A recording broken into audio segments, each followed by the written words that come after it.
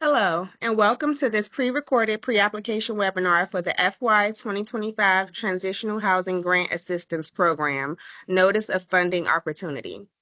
This webinar is presented by the OVW Transitional Housing Unit. Let's meet the OVW Transitional Housing Unit. The Transitional Housing Unit is led by Associate Director Mary Seifman, and our grant management specialists are Christina Beccaro, Charlena Brady, Sharon Elliott, Teresa Lopez, Dana T. Marshall, who is currently on leave, Kelly Marino, and Kelly Walsh. Let's go over what topics will be covered in this webinar. We will discuss the Transitional Housing Grant Assistance Program description. Then we will describe eligible entities and qualified applicants. We will then move to statutory considerations and program-specific priority areas. Then we will discuss what applicants should include in their application package and what a complete application includes. We will then cover new resources and samples. These samples are new for FY 2025, and we strongly encourage applications to refer to that section of the NOFO and this webinar for more information. We will close our discussion today with information about submission deadlines. Please note that the FY 2025 Notice of Funding Opportunity, NOFO for short, was a part of a larger pilot simplification process. This means that the FY 2025 NOFO underwent significant changes to formatting and requested information. It is extremely important that all applicants thoroughly review the NOFO to be familiar with all of the updated requirements. Let's move on to the program descriptions, and I'm going to pass the mic to Kelly Marino. Thank you, and yes, let's discuss the OVW Transitional Housing Program description. Next slide, please. The purpose of this slide is to provide a general summary of the program. Further details will be provided later in this webinar. In the executive summary of the NOFO, applicants will find the following language: the Transitional Housing Assistance Grants for Victims of Domestic Violence, Dating Violence, Sexual Assault, and Stalking Program funds transitional housing and support services for victims who are homeless or in need of transitional housing or other housing assistance as a result of a situation of domestic violence, dating violence, sexual assault, or stalking. Additionally, it's important to note that eligible applicants are tribal, state, and local units of government and organizations with a documented history of effective work concerning domestic violence, dating violence, sexual assault, or stalking. For more information, applicants may refer to the program description section and eligibility section of the NOFO. An important note is that Transitional Housing Grant Program does not have a match or cost sharing requirement. Next slide, please. Now that we've provided a program summary, let's discuss purpose areas. There are 3 purpose areas that applicants may apply to use grant funds for. Purpose Area 1 is funding to support the operating expenses for newly or existing transitional housing. Operating expenses may include utilities or maintenance. Purpose Area 2 is for providing short-term housing assistance to victims for 6 to 24 months.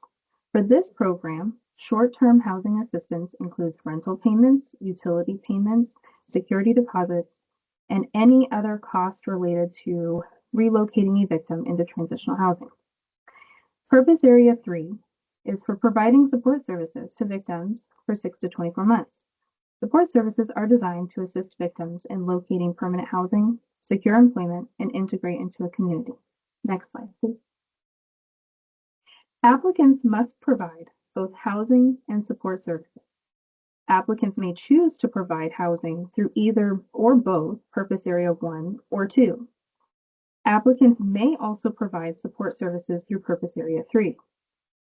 Applicants may choose to provide housing or support services through an alternative funding source, but applicants must provide documentation that funding for housing or support services will be available for 36 months and include that documentation as an attachment to the application. Applications that do not include documentation demonstrating that there is alternative funding for supporting a purpose area not supported with OVW funds may not be considered for funding. Next slide, please. Next, let's discuss the populations to be served. The populations served under this grant program are victims of domestic violence, dating violence, sexual assault, or stalking, who are homeless or in need of transitional housing or other housing assistance as a result of the situation of domestic violence, dating violence, sexual assault, or stalking. Next slide, please.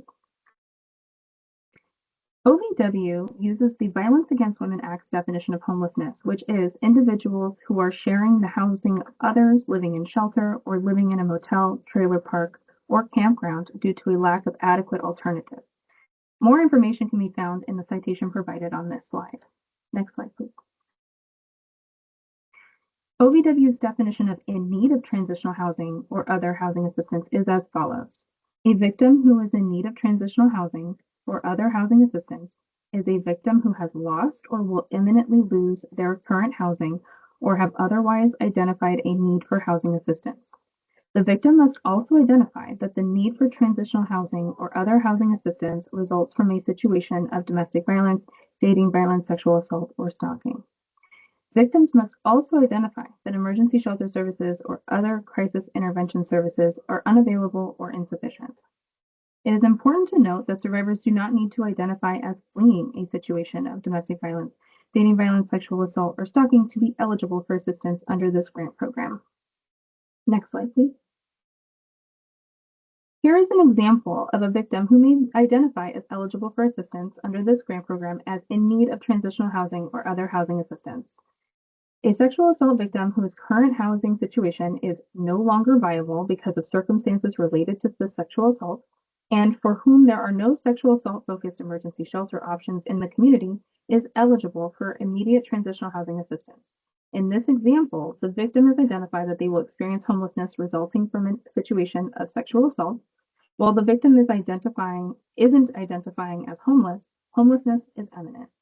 In this example, the survivor is not actively fleeing, but rather has identified that their current housing situation is no longer viable and will need immediate relocation. And to further discuss housing models, I'm going to pass the mic to Charlena Brady. Thank you. Now let's move to discuss the housing model options under this grant program. There are 3 types of housing models that are used in this grant program. The first housing model we will discuss today is the scattered site model. Scattered site units can be described as units owned by private landlords located throughout a community. Scattered site units offer victims the opportunity to locate a unit that fits their needs within a community of their choosing, and then transition in place in that unit once the Transitional Housing Grant Assistance Program ends. Next, there is a clustered site model. Clustered units are described as individual units located within a single building. These units are usually program-owned or rented and are intended for the temporary use by victims while enrolled in the Transitional Housing Grant Program. Last, there is the communal site model. Communal sites are typically described as a program-owned or rented building that contains shared or common spaces and individual rooms for temporary use by victims while they are enrolled in the Transitional Housing Grant Program. Additionally, it is important to note that applicants may propose to use more than one of the previously discussed housing models. Lastly, please note that regardless of the type of housing model used, applicants must describe the housing offered as transitional housing. Transitional housing is not emergency shelter or other rental assistance offered for less than 6 months.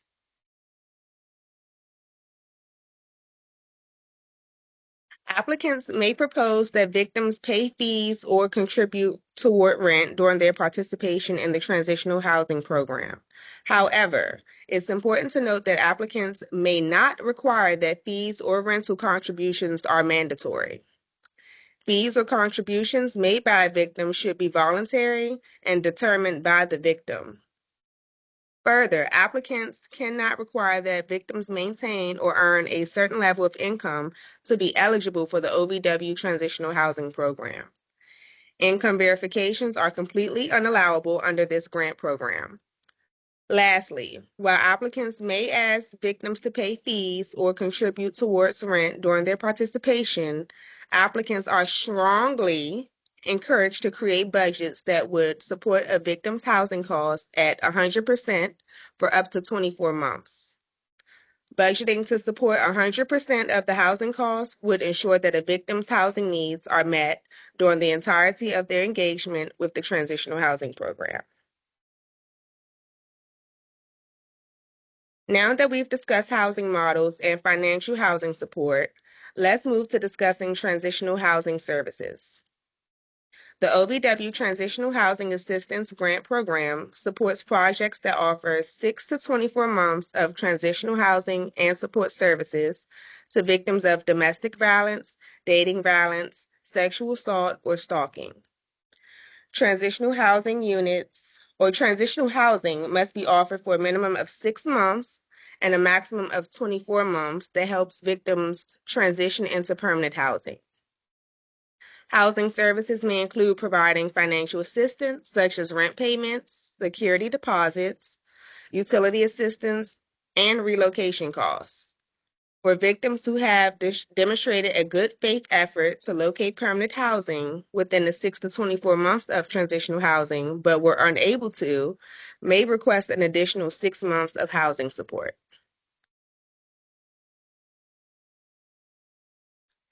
In addition to transitional housing support services, OVW supports projects that propose to offer support services to victims. Support services may vary depending on the needs of the victim served and should include a wide variety of activities that assist survivors in overcoming barriers to permanent housing. Some examples of support services are case management, housing advocacy, safety planning, and financial empowerment. Support services should be offered for 6 to 24 months to victims who are concurrently receiving transitional housing services as proposed by the applicant through Purpose Area 1 or 2. Applicants must offer limited follow-up services following a victim's move into permanent housing. Applicants may not propose to offer consistent financial support as a part of the follow-up services portion of the program. Services that can be provided as follow-up services are case management, advocacy, safety planning, and other limited services that assist the survivor during their transition into permanent housing. Additionally, both support services and follow-up services must be offered to the victim on a voluntary basis.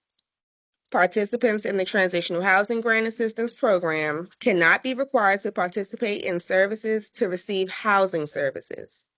It's important to note here that applications that propose services that are mandatory or condition on victims' housing or participation in services will not be considered for funding.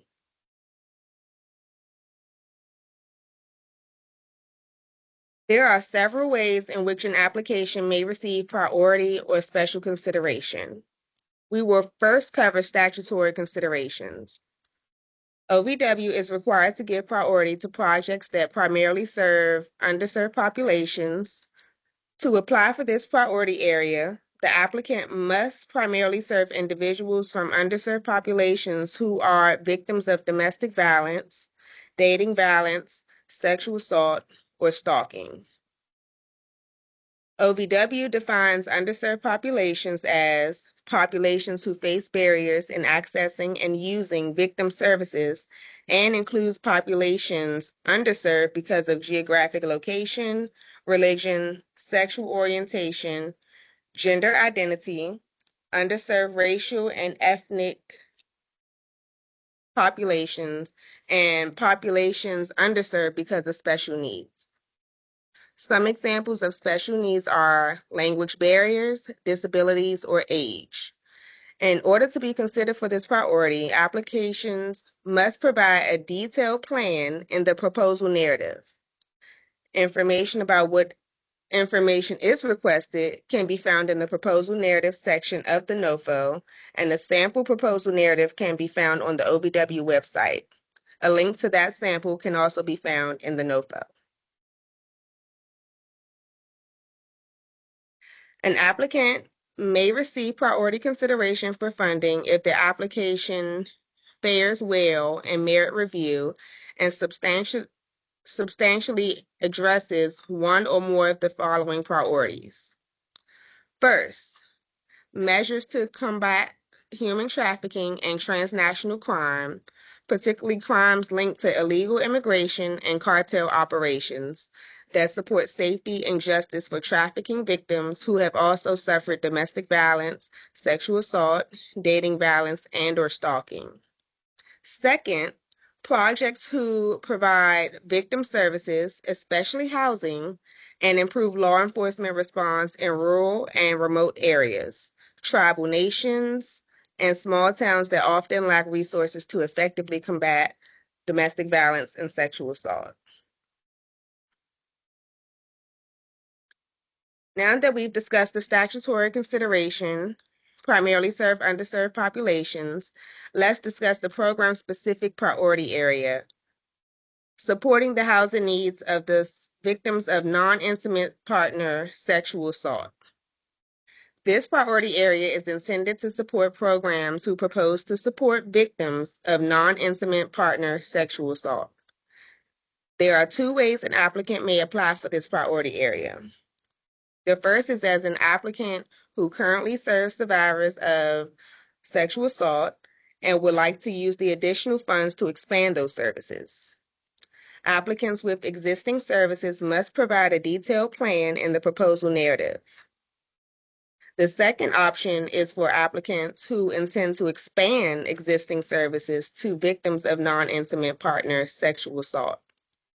If the applicant chooses to create services directed at victims of sexual assault under this priority area, then the applicant must also include a rape crisis center or sexual assault services provider as an MOU partner who will provide technical assistance and support in the development of that program.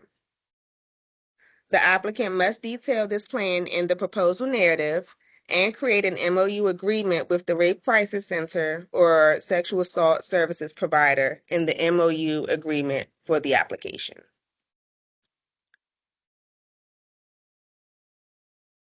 We will next discuss eligible entities and qualified applicants. Thank you, Charlena. For the OBW Transitional Housing Program, there are 4 categories of eligible applicants: states or territories, units of local government, Indian tribes, and other organizations. We will first define and explain who can apply as a state or territory and the requirements that a state or territory applicant must follow to submit a qualified application. A state is a state government, including the District of Columbia, the Commonwealth of Puerto Rico, American Samoa, Guam, the Virgin Islands, and the Northern Mariana Islands. A state or territory may apply as lead if the state or territory partners with the victim service provider to provide direct services to victims, and the application includes a letter of experience written by the victim service provider detailing their history of effective work. Now let's move on to discuss units of local government. A unit of local government is a county, township, town, borough, parish, village, or other general purpose political subdivision of a state or territory. A unit of local government may apply as lead applicant if the state or territory partners with the victim service provider to provide direct services to victims, and the application includes a letter of experience written by the victim service provider detailing their history of effective work. The next eligible applicant type are Indian tribes. The Indian tribe is a tribe, band, pueblo, nation, or other organized community of Indians, including any Alaska Native village or regional village corporation, as defined in or established pursuant to the Alaska Native Claims Settlement Act, that is recognized as eligible for the special programs and services provided by the United States to Indians based on their status as Indians. An Indian tribe may apply as lead applicant if the tribe partners with a victim service provider, which may be a division of tribal government, to provide direct services to victims, and the application includes a letter of experience written by the victim service provider detailing their history of effective work. And finally, let's discuss other organization applicant category. Organizations in this category have a documented history of effective work concerning domestic violence, dating violence, sexual assault, or stalking. History of effective work in this context is having at least 3 years of experience providing specific and targeted services to victims.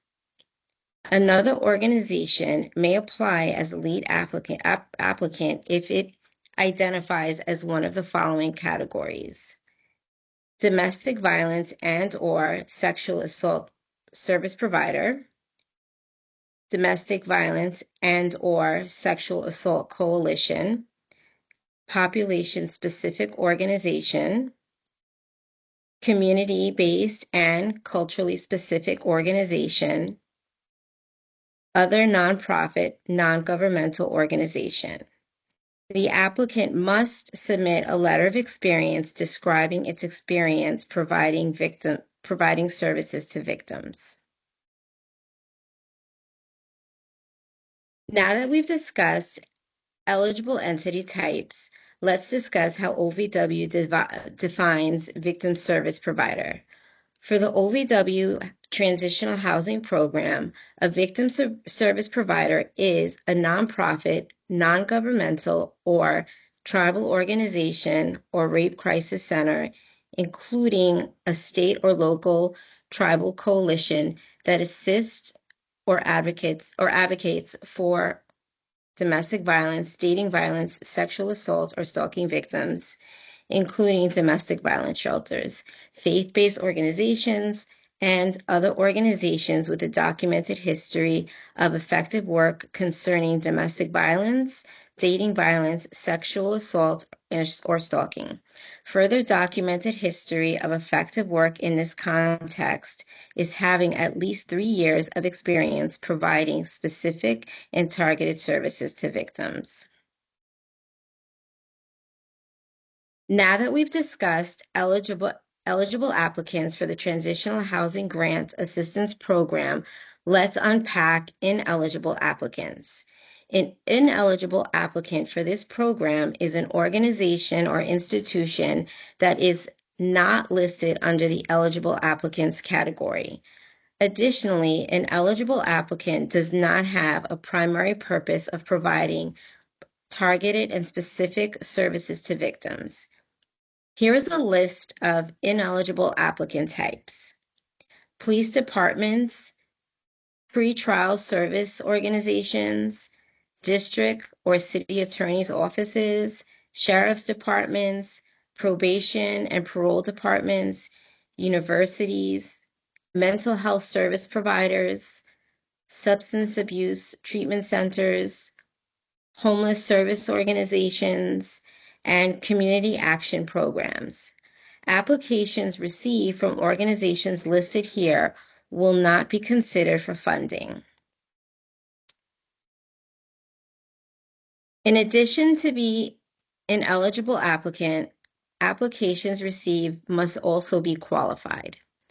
To submit a qualified application, the application must be submitted by an eligible applicant, not propose any activities that compromise victim safety, must reflect an understanding of the dynamics of domestic violence, dating violence, sexual assault, or stalking.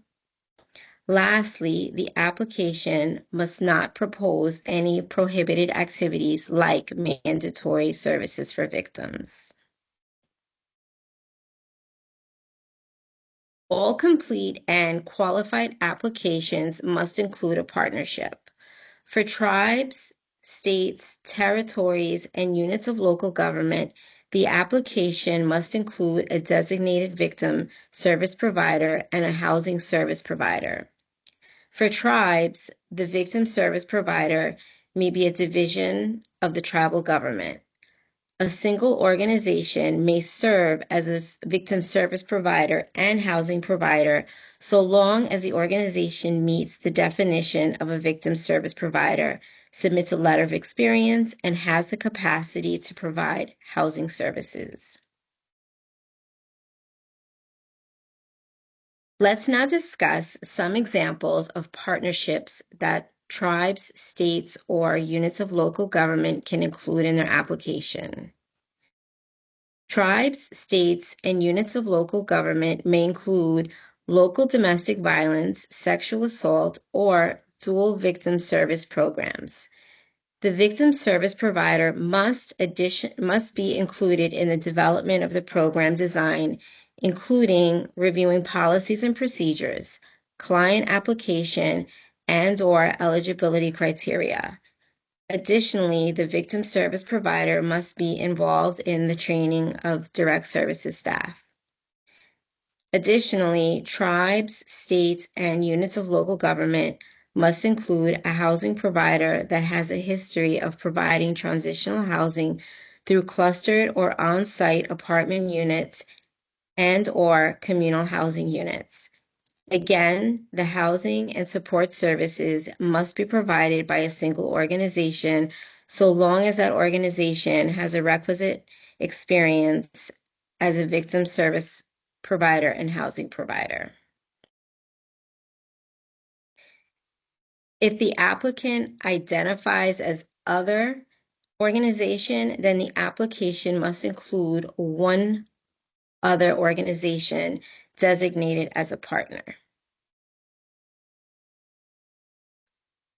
Some examples of partnerships that other organization applicants may include housing providers, landlords, or local homeless coalitions. Applicants may also include social service providers that serve low-income households, community colleges, workforce centers, community action organizations, trauma healing service providers, and public assistance departments. It's important to note that governmental applicants may include these types of organizations as partners in their applications, but they cannot take the place of the required partnerships of a victim service provider or housing provider. We are now going to move into types of housing applications. I'm going to pass the mic to Charlena. Thank you, Christina. So let's begin our conversation on types of applications. For this grant program, there are two types of applications, new or continuation. To be considered as a new application, the applicant has never received funding under the OVW Transitional Housing Program, or their previous award closed on or before May 22nd, 2024.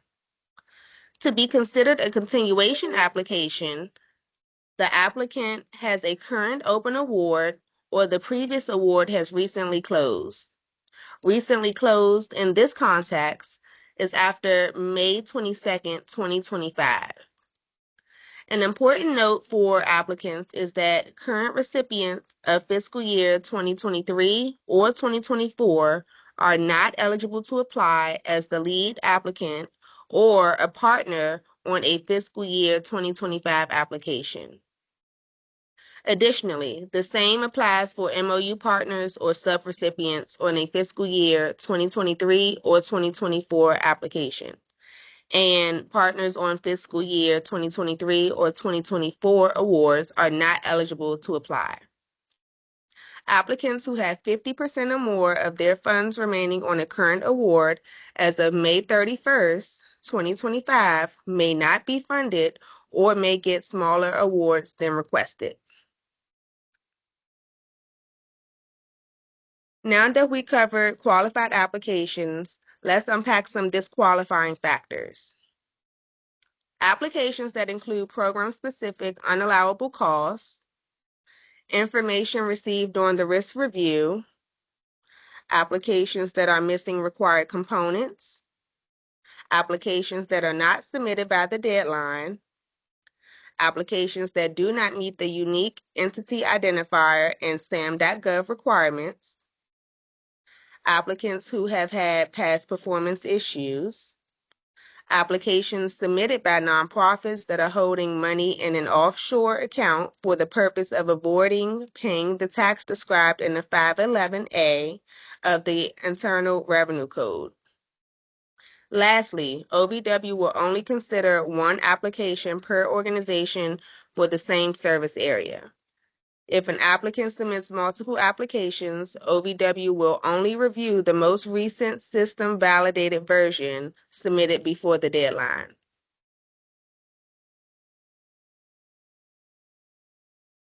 Applicants that receive funding under this award have specific requirements that are a part of the award conditions. Let's discuss those now. Recipients are required to participate in OVW-sponsored training and technical assistance, collect and report performance indicators, forms, instructions, training, and related tools will be made available post-award by the VAWA Measuring Effectiveness Initiative. Next, recipients will be asked to participate in an assessment or evaluation. If OVW conducts one that requires a grantee involvement, all recipients will be required to submit all policies and procedures, rules, and forms used in grant-funded transitional housing for review and approval. The intended goal of this review is to review forms, policies, and procedures that may compromise victim safety and/or not follow the voluntary services model. Recipients must significantly involve a victim service provider in the implementation of the project.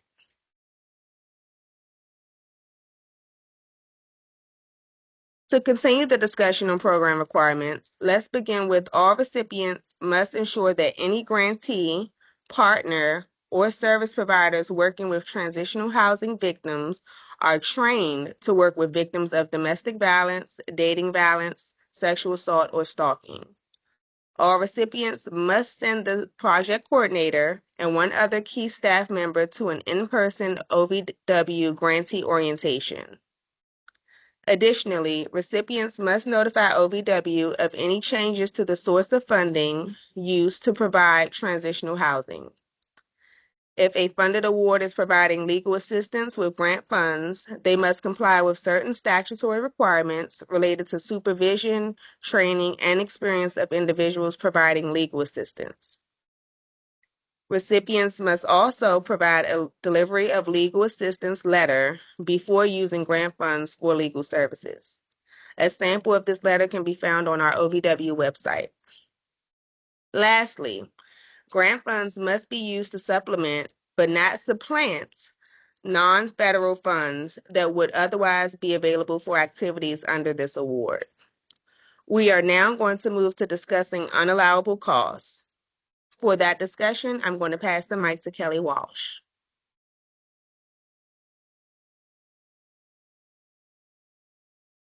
Thank you, Charlena. Let's begin our discussion on program-specific unallowable costs. Typically, there are three categories of unallowable costs under the OVW Transitional Housing Program. Those categories are activities that compromise victim safety or undermine offender accountability, out-of-scope activities, and other unallowable costs. In the next few slides, we're going to discuss in depth what types of costs would fall into these categories. In the NOFO, there is a list of examples of activities that would be classified for activities that compromise victim safety or undermine offender accountability.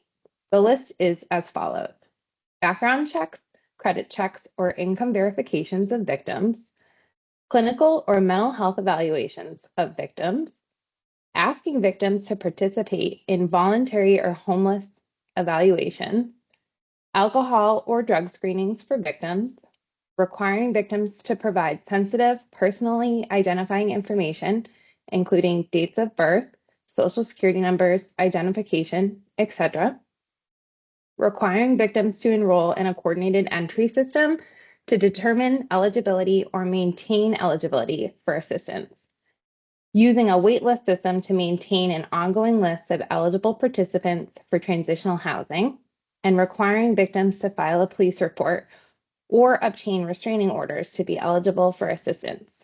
OVW will not fund activities that compromise victim safety and recovery, deter healing for victims, and/or undermine offender accountability. Next, we're going to discuss out-of-scope activities.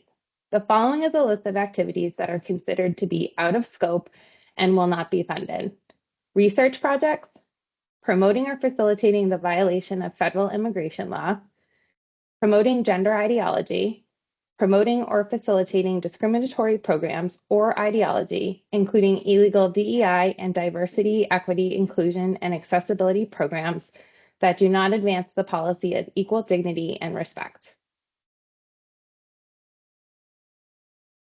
Activities that frame domestic violence or sexual assault as systematic social justice issues rather than criminal offenses, generic community engagement or economic development without a clear link to violence prevention, victim safety, or offender accountability, programs that discourage collaboration with law enforcement or oppose or limit the role of police, prosecutors, or immigration enforcement in addressing violence against women, and awareness campaigns or media that do not lead to tangible improvements in prevention, victim safety, or offender accountability.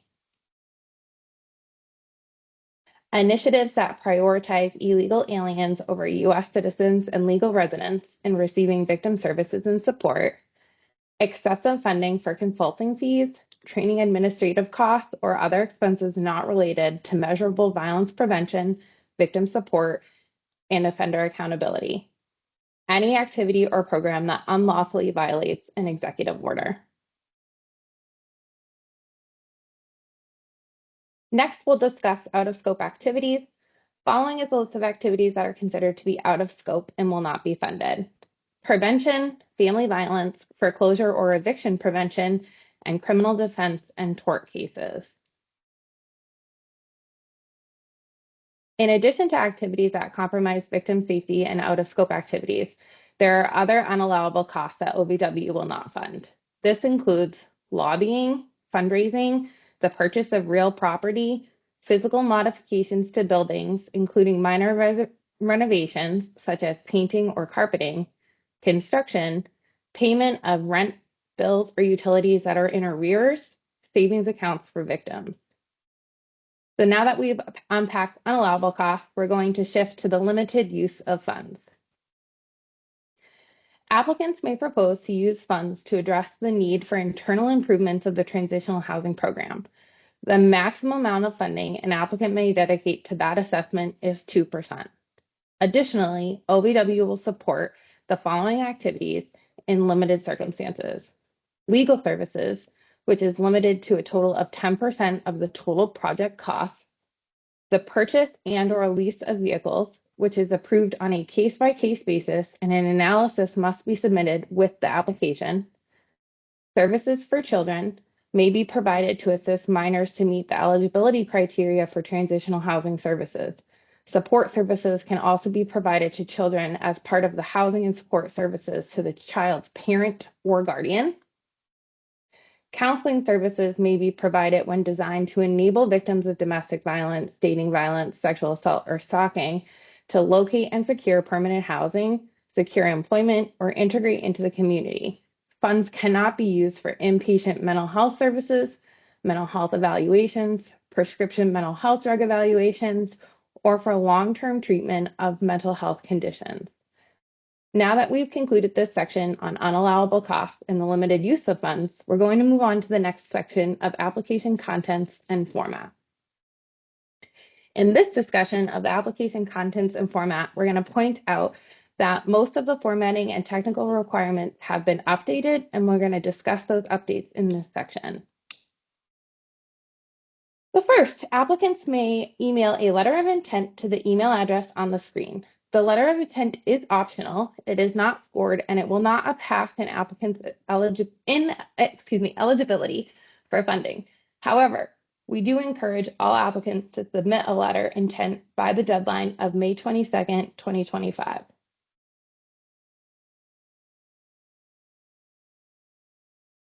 This chart outlines all of the required and scored components of an application for the Transitional Housing Grant Award Program.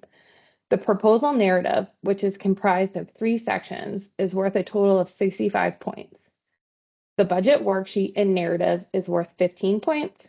The memorandum of understanding is worth 10 points, and the letter of experience is worth 10 points, for a total of 100 points.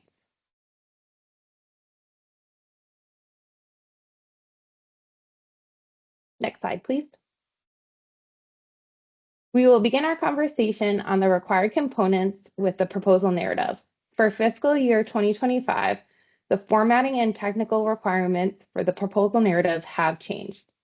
Please read all instructions prior to beginning the drafting process, as applications that are incomplete may not be funded, and applications that do not follow the formatting requirements may receive a deduction in points.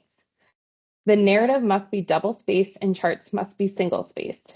Use 8.5 by 11-inch pages with 1-inch margins. Arial font no smaller than 11 point, except for footnotes that may be a 9-point font. Include page numbers. There's a limited 15-page total. Must be submitted as Microsoft Word, PDF, or text document file. And finally, responses to each item on the numbered list in the proposal section should include the question item followed by a response. Applicants may choose to draft a narrative on their own that follows the formatting requirements discussed earlier. However, new for FY25, applicants may use a sample narrative that follows all of the formatting and technical requirements. OVW strongly encourages the use of this sample by applicants during the drafting process. The sample proposal narrative can be found on the OVW website. We would also like to highlight specific changes and updates to the proposal narrative. First, questions and items that applicants must respond to have been changed. Please be sure to read that section of the NOFO prior to drafting to ensure that the application responds to the correct questions and items. Second, responses to the first section, purpose of the proposal, must be limited to 2 pages. Reminder that the entire narrative is limited to 15 pages. Please note that any additional pages beyond the maximum will not be read and will not be scored.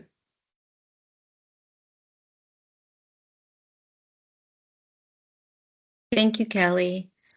Memorandum of Understanding. As we discussed earlier in this presentation, all applications must include a Memorandum of Understanding, or MOU for short. The MOU is a collaborative document that outlines all of the agreements made between the lead applicant and selected partners. An MOU agreement should include all of the partners on the award in one agreement. This is so all of the partners are aware of each other's roles, responsibilities, and compensation. Applications that submit more than one MOU agreement or agreements with individual partners may not be considered for funding. All partners must be included in one document, and that document must be signed by all parties. We will discuss the specific formatting and technical guidelines in the next 2 slides.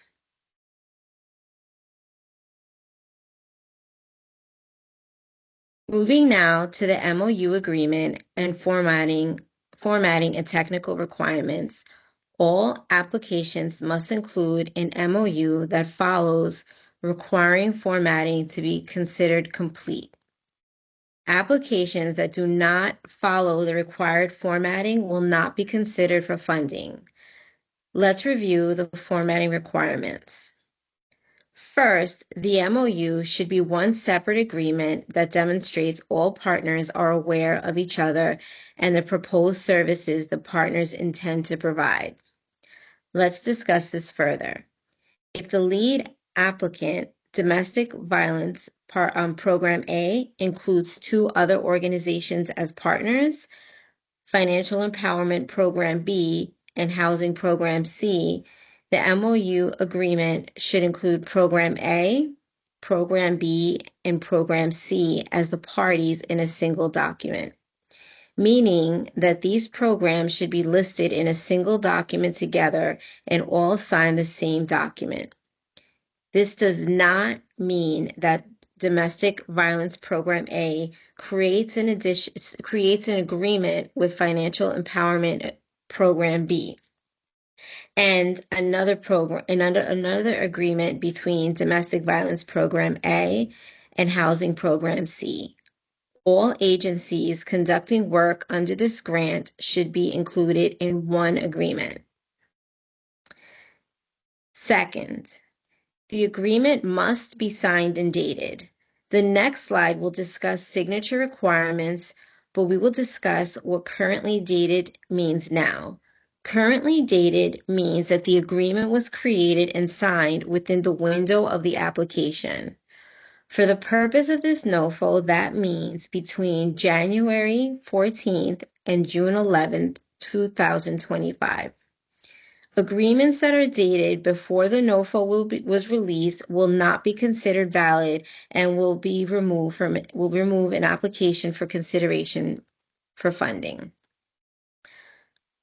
Third, the MOU must include responses to all of the requested information that is outlined in the NOFO. Please refer to Section 4 for more information. Last, the MOU can be uploaded as either a Word or a PDF document. It is important to note here that the unit has created a sample MOU that follows all of the formatting and technical requirements and allows all of the required prompts included in Section 4 of the NOFO. Applicants are strongly encouraged to review and use the sample MOU found in the OVW website and linked in the NOFO.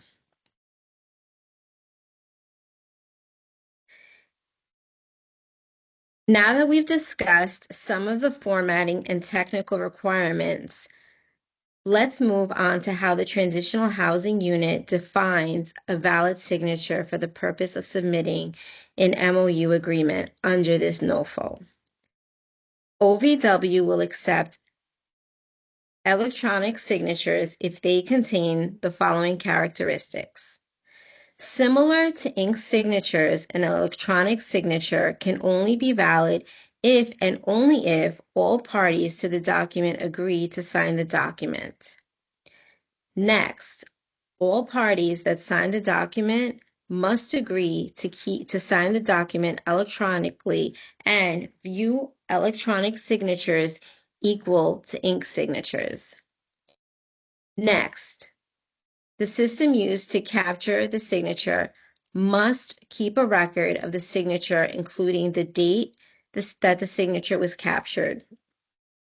And last, electronic signature records are available to be produced and reviewed at any time.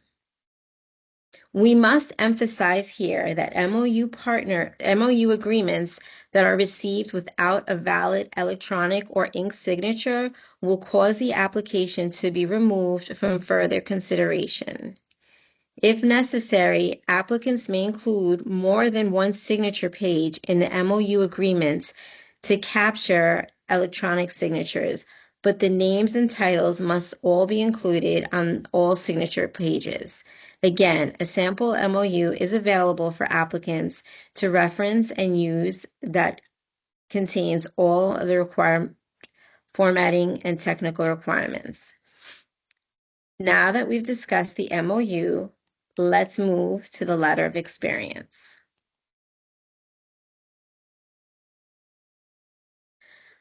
Moving now to the letter of experience. As we discussed earlier in this webinar, all applicants must provide a letter of experience demonstrating that the organization has a history of effective work concerning domestic violence, dating violence, sexual assault, and stalking. If the lead applicant is a state, tribe, or unit of local government, the letter of experience must be written and signed by the victim service provider partner that the lead applicant has partnered with to provide the direct victim services for the proposed project.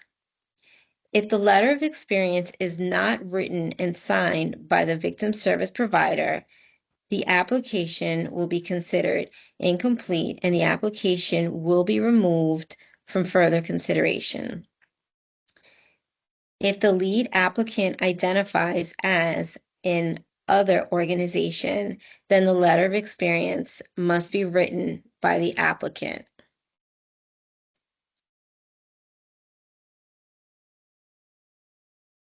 The letter of experience has specific formatting and technical requirements that must be followed. First, the LOE must be limited to 2 pages. If the letter of experience exceeds 2 pages, the additional pages will not be reviewed. Again, the LOE must be written and signed by the organization with the required experience. Please refer to the previous slide and section of the section 4 of the NOFO for more information. The LOE must also be currently dated.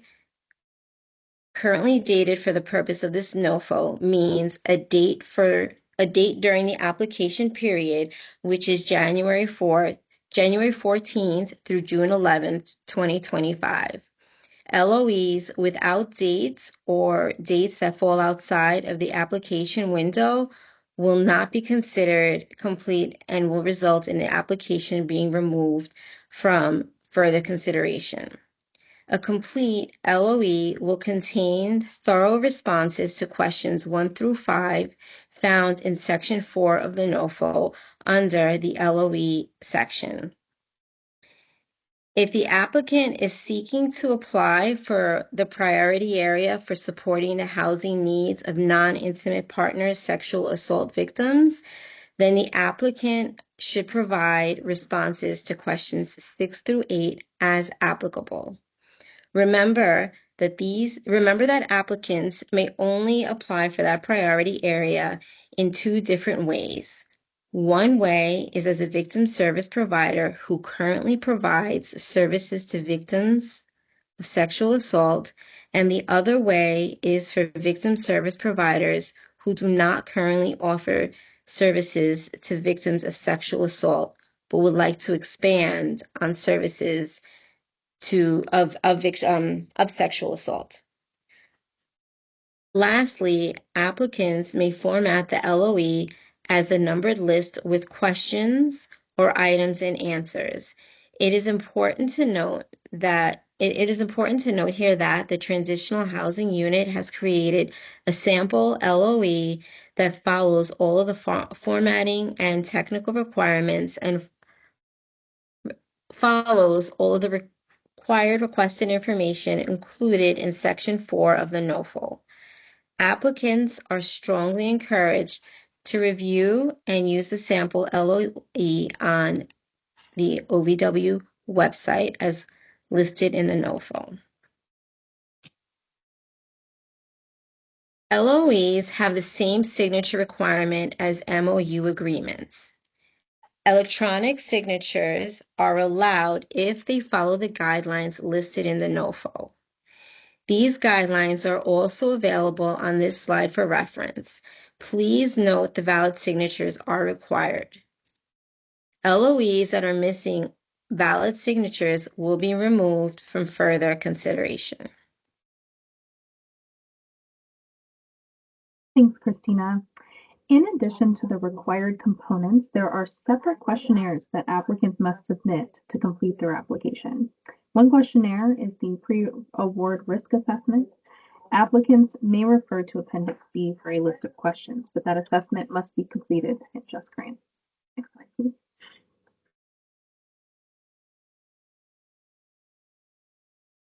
Now let's move to discussing the budget worksheet and narrative. All applications must include a budget worksheet and narrative.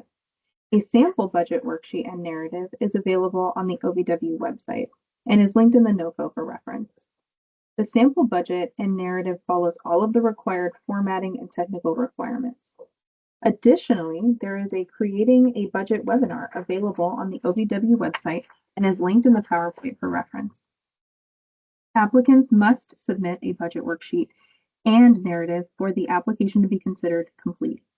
If an application does not contain a budget, then the application will be considered incomplete and will be removed from further consideration.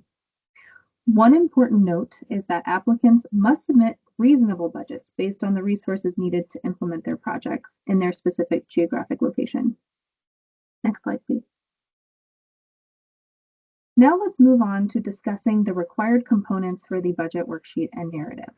All budgets must include a total amount. Depending on what is proposed in the proposal narrative, the total budget amounts may vary. For applicants who are intending to use OVW funds to provide support services only and use alternative funding for housing services, may request up to a total of $400,000 for the 36-month award period. Applicants who request to provide housing and support services or housing services only may request up to $500,000 for the entire 36-month period. The total listed in the budget worksheet and narrative must match the estimated funding amount in the SF424. Each budget must contain a clear line item descriptions. These descriptions must include a detailed explanation of how costs of goods and services were determined and how they will fulfill the objectives of the project.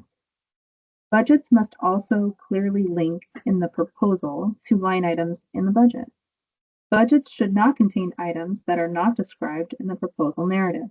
For example, if the applicant wishes to provide security deposits and explains that activity in the proposal narrative, security deposits should be included in a line item in the budget. All projects must compensate at least one, if not all, project partners for time and travel to participate in the development of the project, training related to the project, and implementation of the project. If a partner is a state or unit of local government, and the partnership duties are conducted within the course of its regular scope of work, the partner may not be compensated. However, that arrangement must be clearly outlined in the budget and MOU. All projects must include sufficient funds to provide language access or identify other funds that the applicant has budgeted for language access, or describe other resources that the applicant has to ensure meaningful access for persons with limited English proficiency. Next slide, please. The budget must also include sufficient funds to provide access for people with disabilities or who are deaf or hard of hearing. Identify funds that the applicant has budgeted for access for this project, or describe resources that the applicant has available to ensure meaningful access for this project. Please see the accessibility section of this NOFO for more information. Budgets must also include a line item. I'm sorry, can you go back one slide? Budgets must also include a line item for OVW sponsored training and technical assistance. $15,000 should be included for applicants located within the 48 contiguous states, and $20,000 should be allocated for applicants located in the territories, Hawaii and Alaska. The total amount of funds are for the entire 36-month award period, not per year. Applicants may budget in excess of the required amount if they would like to request permission to use grant funds to support staff or partner attendance. New to fiscal year 2025, applicants may also propose to use travel funds for peer-to-peer technical assistance. Final approval must be obtained from OVW prior to making any travel arrangements. Additionally, applicants must include any program fees charged to transitional housing participants or other program income in the budget. Please note that OVW encourages all applicants to provide housing and support services at no cost to the victim. If including legal assistance as a service provided under this grant program, include those costs, if any, in the budget and limit those costs to a total of 10% of the total project costs. Lastly, distinguish between subawards and contracts in allocating any grant funds to other entities. It's important to point out here that applicants may refer to the sample budget available on the website and linked in the NOFO.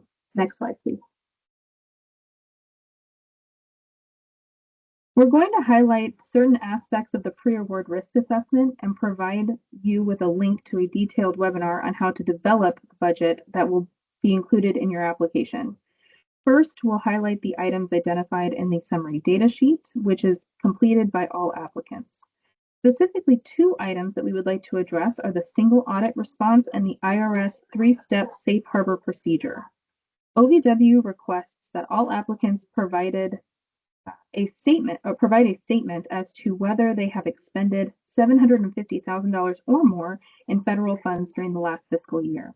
If they have, then they indicate that and also specify the end date of their last fiscal year. Please ensure that this question is answered in its entirety on the summary data sheet in question number 3. Another item that we would like to highlight from the summary from the NOFO is specifically for nonprofit organizations. If you use the IRS three-step safe harbor procedure to determine your executive's compensation, you are required to provide a disclosure letter. Please refer to the solicitation for further details and a link to a sample letter. Note that there are 4 parts of this disclosure letter. The sample letter provided outlines all 4 parts of the disclosure, so please be sure to follow the sample provided and provide a response to each of the 4 pieces.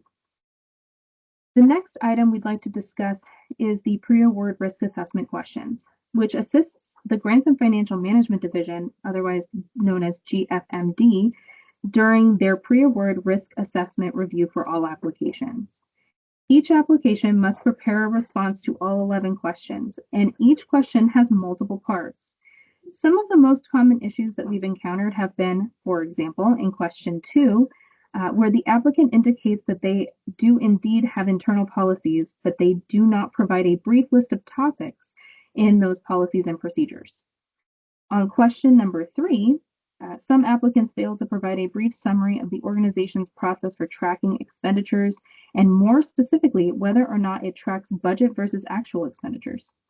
These are just a few examples, but in general, please make sure that you read each piece of each question and provide a full and comprehensive response. Next slide, please. We want to be sure to highlight some resources that are available that should be used as you are creating the budget to be submitted with your application. Over the last year, GFMD has worked to develop a detailed webinar presentation on how to assist applicants in developing a budget to be submitted with their OVW applications. They want to help reduce any challenges you may face with the budget and make it clear what they look for when they review your budget. This webinar provides some insights as to what OVW financial staff considers during their review. The webinar can be found under the Budget Information section on the OVW Resources for Applicants page. Next up is the Uniform Guidance, which can be found at 2 CFR 200. And then the other resource is the DOJ Financial Guide, as well as the program-specific NOFO.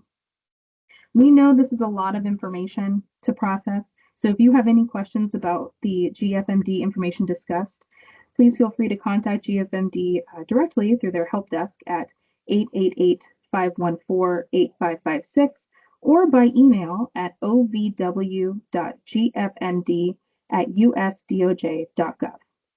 Next slide, please. Next slide. As we discuss samples throughout this webinar, let's move to discussing what samples are available and where to find them.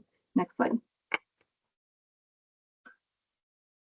New for fiscal year 2025 are samples that applicants may use to draft their application and complete required application components.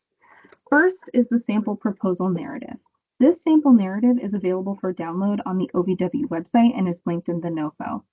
Applicants may download this sample and use it to complete the proposal narrative component. The sample contains all of the requested questions and items listed in the NOFO and adheres to the formatting and technical requirements. OVW strongly encourages applicants to use this sample.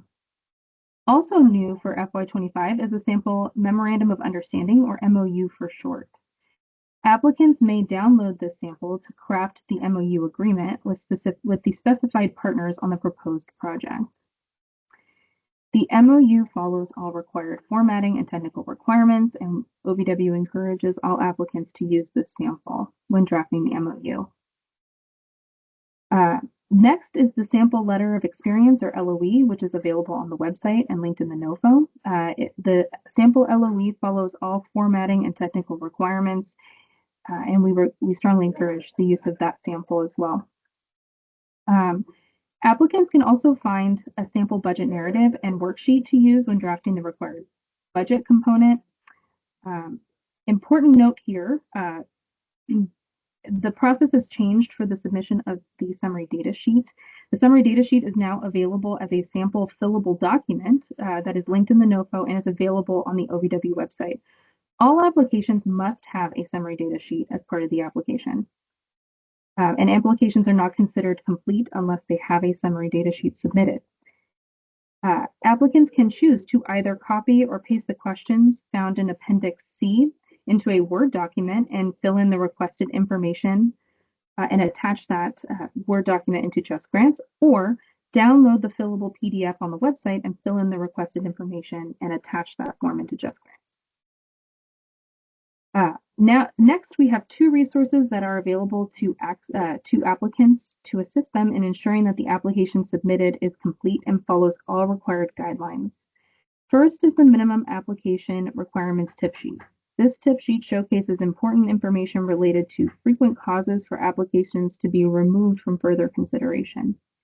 Be sure to review that tip sheet and check the application prior to submission to make sure that all required components are completed correctly. Lastly, in Appendix A of the NOFO, there is a checklist that is available for applicants to use to ensure that all required components are completed. Next slide, please.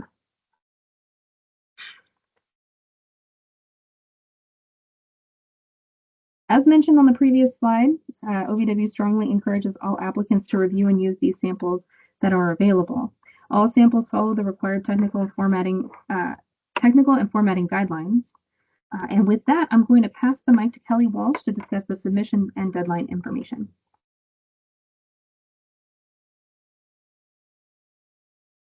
Thanks, Kelly. Let's move on to discuss the submission and deadline information. Let's begin by discussing steps that need to be completed prior to application. All applicants are required to be registered with sam.gov prior to applying. OVW strongly encourages all applicants to begin the registration process or ensure that accounts are active and up to date by February 27th, 2025. If an applicant's sam.gov registration is inactive or the sam.gov registration is incomplete, the applicant may not be able to complete other required components of the application prior to the deadline. The next step is registering with grants.gov, which usually takes about 1 week to finalize. And last is registering with JustGrants. Applicants can only register for JustGrants after successful completion of step 1. Please refer to the prior application submission in section 5 for more information. Applicants must complete 2 steps to successfully submit an application under this funding opportunity. Applicants should read the entire submission requirements and deadlines in section 5 prior to beginning the application process. Let's discuss the first step. The first step is submitting the SF 424 and grants.gov prior to the deadline. The deadline is 11:59 Eastern Standard Time on June 9th, 2025. Be sure to complete this step early. OVW strongly encourages all applicants to begin the submission process at least 48 hours prior to the grants.gov application deadline. Please be advised that if step 1 is not completed by the deadline, applicants will not be able to continue with step 2 to complete the application submission process. Second, we encourage applicants to preview the form prior to completion. Applicants may do this by clicking the Package tab under the funding opportunity. The preview provides a link to the form. Let's discuss some common questions received about the form. For type of applicant, box 9, do not select other. For federal funding requested, box 18A, this amount should match the amount of funding requested in the budget of your application. For the required match, this program does not require a match. Therefore, the value of that applicant line box 18A should be 0. For the authorized representative line, box 21, must be an individual who has the authority to apply for and accept grants on behalf of the organization or jurisdiction. And finally, question 19. This funding opportunity is subject to Executive Order 12372, Intergovernmental Review of Federal Programs. If the applicant's state appears on the list of single points of contact, the applicant must contact the SPOC to comply with the state's process under EO 12372. On the SF 424, the applicant must make the appropriate selection for question 19 once it has complied with its state EO 12372 process. An applicant whose state does not appear on the SPOC list should answer question 19 by selecting the following response. Program is subject EO 12372, but has not been selected by the state for review. Again, please be sure to review step 1 in section 5 of the NOFO for more information. Moving on to step 2, submitting the full application in JustGrants. The application must be submitted in JustGrants by 8:59 p.m. Eastern Standard Time on June 11th, 2025. Late applications will not be accepted unless the applicant experiences technical difficulties, severe inclement weather, or natural or man-made disaster prior to the deadline. There is no guarantee that an application received under one of the above circumstances will be considered for funding. Please be sure to read all the instructions for late submissions in section 5 of the NOFO. Let's discuss some tips for submission in JustGrants. JustGrants functions best on a PC with a Chrome or Edge web browser. Applicants begin step 2 of the application submission process by reviewing the standard applicant information in JustGrants. Make edits as needed and confirm the authorized representative, verify the legal name and address, and enter the zip code for the area served by the project. There are many resources available to applicants on the JustGrants website that is linked in the NOFO. OVW strongly encourages applicants to review those resources to ensure successful submission of the application in JustGrants. Once an application is submitted, the application will be reviewed in several stages while being considered for funding. The first is the responsiveness review.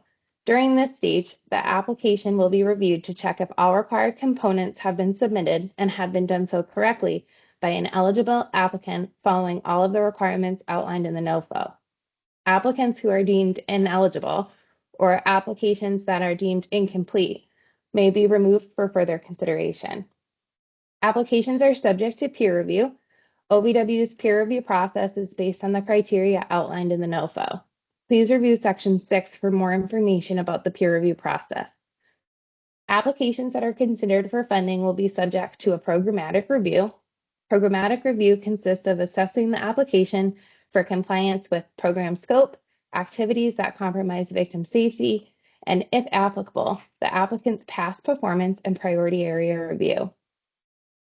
During programmatic review, OVW reserves the right to deduct points from applicants for the following reasons: activities that compromise victim safety, out of scope and unallowable activities, and formatting and technical requirements. An application that is substantially out of scope, proposes a substantial number of activities that are unallowable, or proposes activities that pose a significant threat to victim safety or a serious breach of confidentiality will not be considered for funding. Applications that are also subject to past performance review and risk review. For more information about the application review process, please review Section 6 of the NOFO. Once the review process is complete for all awards, LBW will then move to provide award notices. And for that discussion, I'm going to pass it back to Kelly Moreno. Thanks, Kelly. Yes, OVW should provide award notices to all applicants on or around October 1st, 2025. Both unsuccessful and successful applicants will be notified of funding decisions by that time. And to wrap up our discussion today, we'll talk about how to contact us with questions. Next slide. As we wrap up this pre-recorded pre-application webinar, we want to share that applicants may contact OVW Transitional Housing Unit by email with application questions. Please use the email found on this slide or in the NOFO to contact the OVW Transitional Housing Unit directly with any questions related to this funding opportunity. Lastly, we would greatly appreciate feedback on the revised NOFO. Please email any feedback you have to the email on this slide. We appreciate your attention throughout this pre-recorded pre-application webinar. Thank you very much.